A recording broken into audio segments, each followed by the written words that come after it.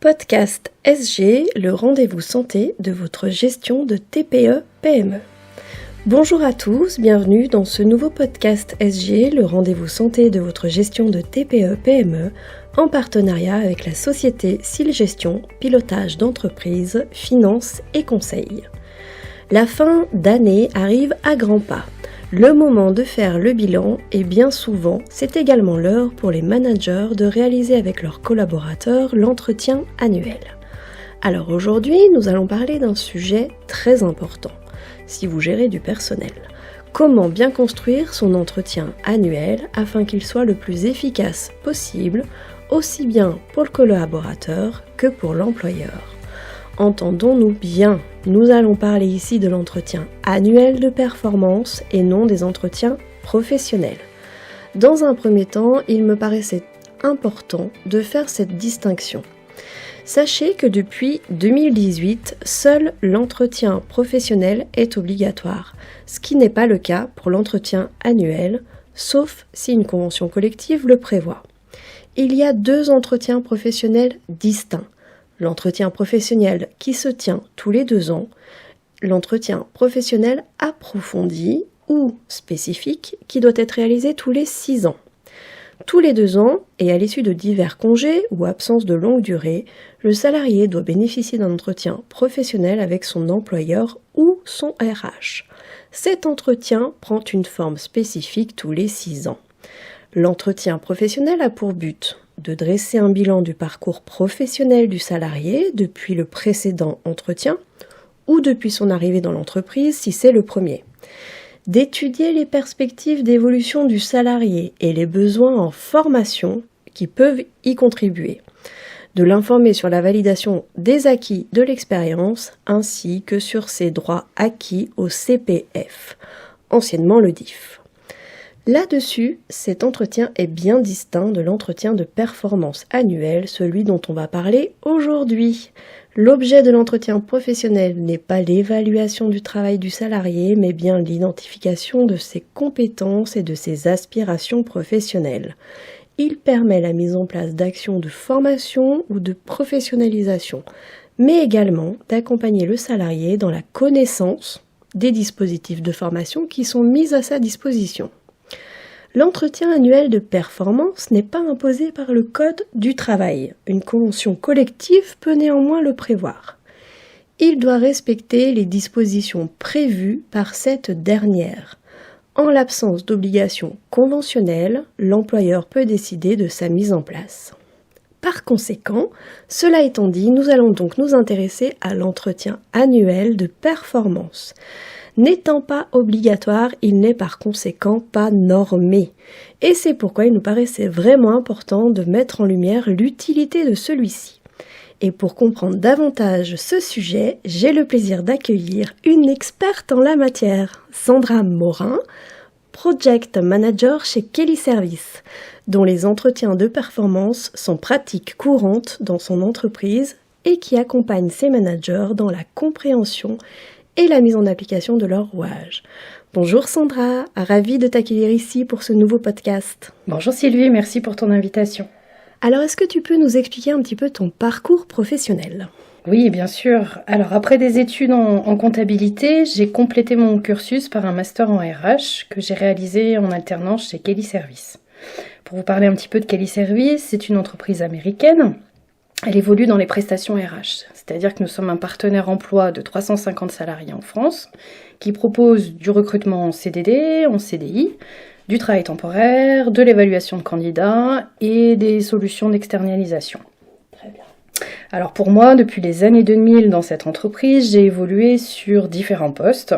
J'ai démarré ma carrière comme chargée de recrutement, j'ai été attachée commerciale, j'ai été consultante, j'ai été manager de bureau et depuis 3 ans, je suis project manager au sein de notre business unit. C'est une belle évolution. Merci. Je travaille en étroite collaboration avec notre directrice de BU pour décliner les plans stratégiques de l'entreprise. En fait, mon rôle est très opérationnel. Il permet d'optimiser les performances, les process et les méthodes de travail des équipes, que ce soit finalement avec nos managers qu'avec nos chargés de recrutement. Notre collaboration tous ensemble leur permet de progresser sur leurs compétences professionnelles, d'asseoir leur posture et puis surtout de gagner en productivité tout en se faisant plaisir au quotidien. Voilà pour mes missions. Très bien. J'imagine que chez Kelly Service, vous menez avec vos collaborateurs des entretiens annuels de performance. Peux-tu nous dire l'utilité, l'objectif de ces entretiens ? Alors en fait, cet entretien, c'est un moment de partage et d'échange entre le collaborateur et son N+1. Il va permettre d'évaluer la performance et l'efficacité du salarié sur l'année écoulée, l'atteinte ou non de ses objectifs qui seront fixés en amont, de déterminer les accompagnements qui seront nécessaires pour progresser et bien entendu les objectifs de l'année à venir et les actions qui seront à mettre en œuvre pour les atteindre. Il est important de vous préciser qu'un salarié dont les motivations sont prises en compte va voir sa productivité augmenter et il restera fidèle plus longtemps à son entreprise. Et c'est vrai qu'aujourd'hui, avec la guerre des talents que nous subissons sur le marché du travail, c'est plus qu'important. Effectivement. Pour le salarié, l'entretien de performance va lui permettre de faire son bilan, de montrer son implication dans la réussite de ses missions, de mesurer l'évolution de sa performance et l'atteinte forcément de ses objectifs professionnels. C'est aussi un moment propice pour faire passer des messages à son manager et de s'ouvrir à des perspectives d'évolution. Et côté employeur ? Et voilà, j'allais enchaîner. Et côté employeur, cet exercice est également riche d'intérêt parce qu'il va lui permettre déjà de cartographier les compétences de ses équipes. Ça va lui permettre aussi d'évaluer la performance de ses collaborateurs, d'améliorer la visibilité des talents de son entreprise, de rendre aussi les collaborateurs acteurs de leur carrière, d'amplifier la mobilité interne et puis, comme je vous l'ai dit tout à l'heure, de fidéliser les talents. Merci pour toutes ces précisions. Quels sont les points importants que l'on recherche dans un entretien annuel ? Alors, pour le réussir et qu'il porte ses fruits, il n'y a pas de place à l'improvisation. On abordera les compétences et le savoir-faire du salarié, comme ses compétences techniques au poste, sa capacité organisationnelle. Mais également, on va évoquer ses compétences comportementales, son savoir-être. Par exemple, sa capacité à gérer le stress, la pression, les conflits, sa prise d'initiative, sa force de proposition. On est d'accord qu'il est important de préparer des deux côtés l'entretien de performance. Tout à fait, Sylvie. Le salarié, il doit préparer et il doit démarrer son entretien par ses réussites et ses succès. À ce moment-là, plusieurs peuvent être listés parce qu'on fait quand même le bilan de toute une année. Il va évoquer ses points forts, les obstacles aussi et les difficultés rencontrées au cours de l'année et puis les leçons qu'il en a tirées. Il peut éventuellement parler de ses axes de progrès et fort de ce bilan, il doit réfléchir à ses propres objectifs pour l'année à venir. Il doit bien entendu s'appuyer sur des données chiffrées par rapport aux objectifs qui ont été définis. Et il pourra ainsi appuyer ses arguments lors d'une demande d'évolution ou d'une demande d'augmentation de salaire, parce que c'est vraiment à ce moment-là qu'on en parle. Et il faut savoir que le salarié ne doit pas forcément attendre de son manager qu'il lui fixe des objectifs, il peut lui-même les soumettre. Côté manager, quels sont les points importants à préparer ? Alors c'est un peu les mêmes. Il va falloir féliciter pendant cet entretien de performance son collaborateur sur ses succès, sur ses réussites.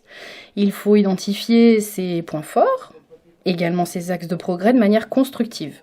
Petit conseil, quand on parle de manière constructive, il faut amener des points factuels et des situations précises qui vont permettre aux salariés de faciliter la compréhension des sujets dont on est en train de parler. Il ne faut pas rester sur une impression trop générale. Il faut également, pour le manager, préparer les objectifs que vous allez donner à votre collaborateur. Vous pouvez vous servir de sa propre préparation pour un échange constructif. Réfléchissez également à l'accompagnement et aux formations que vous pouvez lui proposer pour le faire progresser. Si votre collaborateur en a suivi cette année, demandez-lui en quoi ces formations l'aident dans son travail au quotidien. Préparez également les messages que vous voulez lui faire passer.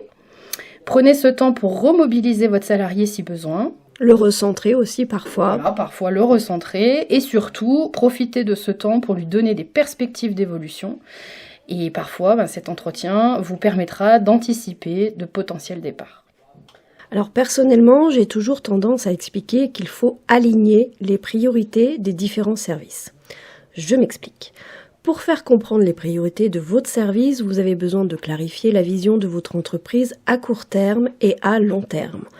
Ensuite, il convient de décliner les objectifs principaux de l'entreprise en objectifs spécifiques de chaque membre de votre équipe.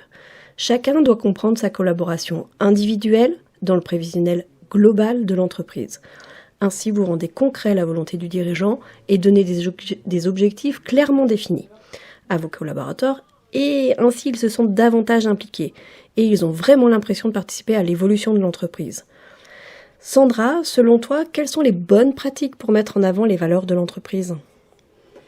Outre votre projet, vos valeurs, c'est vraiment l'ADN de votre entreprise. C'est votre identité. Donc, assurez-vous que vos pratiques et vos processus RH reflètent bien votre culture. Ils sont tous au cœur de l'expérience collaborateur, du recrutement jusqu'à la sortie finalement du salarié. Sur le marché, c'est votre marque employeur qui est en jeu. Pour construire cette marque employeur, il y a 2 dimensions qu'on regarde, l'attractivité et l'expérience du travail pour fidéliser ses talents. Alors, petite précision ici, il faut comprendre que la marque employeur est propre à chaque entreprise. Elle dépend de son histoire, de son identité et de ses objectifs, de ses valeurs. En clair, c'est vraiment l'ADN de votre structure, comme le disait Sandra. Les stratégies mises en place pour promouvoir la marque employeur sont gérées en interne par les ressources humaines, le dirigeant ou parfois même le DAF en fonction de la taille de votre entreprise. Sandra, peux-tu nous donner quelques conseils pour travailler sur notre marque employeur ? Oui, bien sûr Sylvie. Alors pour moi, il est très important de soigner au démarrage vos annonces de recrutement et de les diffuser sur les sites carrières. Il est important également de communiquer sur les réseaux sociaux. En fait, les coulisses de votre entreprise montrent vos équipes en temps réel et surtout les actions qui expriment le mieux votre culture vivante. Il faut créer du lien qui soit en phase avec vos valeurs lors des entretiens de recrutement. Un point important à vous souligner, c'est qu'il faut donner des réponses en direct aux candidats. C'est très important, surtout quand elles sont négatives. Les explications sont primordiales pour comprendre le refus d'une intégration en fait et de permettre de conclure sur une note de positivité avec le candidat. Tout à fait. Mettez en avant vos avantages dans vos annonces. Votre parcours d'intégration, ça peut être également votre parcours de formation, votre prévoyance, votre épargne salariale, si vous avez des salles de pause qui sont équipées, si vous faites bénéficier de bonus individuels à vos salariés. En fait, il faut vraiment créer dès le démarrage un lien d'appartenance. On peut parler de l'onboarding candidat en fait. Le sentiment d'appartenance, en fait, et la contribution du collaborateur à la réussite de l'entreprise sont des valeurs fortes dans la plupart des sociétés. Donc du coup, vous comprendrez aisément l'importance de réaliser et de soigner vos entretiens de performance avec vos collaborateurs. Pour ma part, il me semble évident qu'en début de chaque mission ou projet, il est primordial de co-définir les objectifs individuels et communs entre le manager et son collaborateur. C'est une feuille de route qui va jalonner leurs échanges tout au long de l'année. Ils doivent être clairement explicités, chiffrés si possible, et les moyens de les atteindre de façon partagée. Créer des objectifs SMART des 2 côtés. Oui Sylvie, tu as complètement raison, c'est un point crucial. Les objectifs, ils doivent être clairs et facilement compréhensibles pour être le plus efficace possible. On va dire qu'on se base sur des objectifs SMART, ce qui veut dire spécifique, mesurable, atteignable, réaliste et temporellement défini. Alors pour vous donner quelques exemples, vous pouvez suivre les données chiffrables ou suivre des données de progression, comme par exemple le nombre de recrutements sur la semaine effectué par votre collaborateur.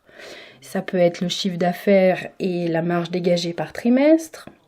On peut suivre le nombre de rendez-vous clients avec des propositions commerciales à la clé en mensuel, ou alors une hausse de 10% de la satisfaction client. Autre petit conseil qui est important de vous donner, le manager doit mesurer les réalisations au fur et à mesure de l'année et ne pas attendre l'entretien de performance pour faire le point. La non-atteinte des objectifs chiffrés est souvent un facteur de démotivation du collaborateur. Donc le manager, il doit déceler tout de suite les problèmes et pouvoir ainsi accompagner et donner les clés de réussite à son salarié. C'est vrai que c'est très important. Et croyez-moi, ce n'est pas si évident de donner des objectifs SMART. Personnellement, j'accompagne beaucoup mes clients dans cette maîtrise.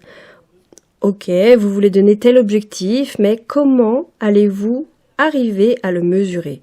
Je vous donne un exemple assez récent que j'ai eu avec un de mes clients. L'objectif fixé aux collaborateurs était de développer une nouvelle activité. Mais pas d'objectif de volume de chiffre d'affaires, ni de nombre de devis, ni comment y arriver. Donc si le collaborateur réalise 2 devis à 1 000 € dans cette nouvelle activité, peut-on dire qu'il a développé cette nouvelle branche ? Est-ce que c'était bien cela qu'attendait son manager ? Or, typiquement, on pourrait dire qu'il a rempli son objectif. Finalement, un objectif qui n'est pas clairement défini et chiffré dans les attentes peut être source de démotivation et de frustration des 2 côtés. Donc c'est vraiment important, les objectifs SMART. Sandra, si on voulait résumer, quelles seraient les 5 bonnes pratiques à retenir pour réussir un entretien annuel de performance ? Alors je dirais que le manager doit donner la date d'entretien à l'avance, tout simplement pour laisser un temps de préparation aux acteurs. Généralement un délai de 2 semaines à 1 mois. Il faut éviter le plus possible de décaler, c'est un rendez-vous qui est très attendu par le collaborateur, même si parfois il est un petit peu redouté. Il faut donc prévoir suffisamment de temps pour échanger avec son collaborateur. Comme je vous l'ai dit tout à l'heure, c'est pas un temps de feedback quotidien, c'est un temps dédié pour lui. Il faudra du coup que le salarié sache sur quels critères il sera évalué et attendu. Et enfin, le plus difficile de cet exercice, c'est d'amener le collaborateur à être honnête, à être objectif et de ne pas passer sous silence les difficultés et les échecs. Cet entretien, il a lieu 1 fois par an, alors voire à mi-année si on le souhaite, pour mesurer la progression. C'est le moment d'aborder tous les sujets en toute transparence. Ce n'est pas un entretien qui juge seulement l'atteinte ou non des objectifs chiffrés, c'est vraiment un échange propice pour trouver des solutions et progresser. Ce rendez-vous, comme je vous l'ai dit tout à l'heure, il est symbolique pour le salarié et il impacte directement son bien-être au travail et sa motivation. Merci Sandra pour ce bel échange. Merci à toi Sylvie. On le redoute autant qu'on l'attend, l'entretien annuel d'évaluation est souvent vécu comme une tornade émotionnelle dans l'expérience collaborateur. Vous l'aurez compris, sa vocation originelle est de favoriser l'échange entre manager et collaborateur, mais il peut être tellement plus que cela. J'espère vraiment que ce podcast vous aura permis de bien comprendre l'utilité de construire un entretien annuel qui vous corresponde et de faire passer les messages qui sont importants. Vous pouvez me retrouver dans des sessions de coaching ou pour des ateliers inspirants. N'hésitez pas à me contacter via mon site internet www.sil-gestion.fr. C'est la fin de ce podcast SG, le rendez-vous santé de votre gestion de TPE-PME. Merci à vous tous de nous avoir écoutés et je vous retrouve le mois prochain avec un nouveau thème et un nouvel invité. Bye bye!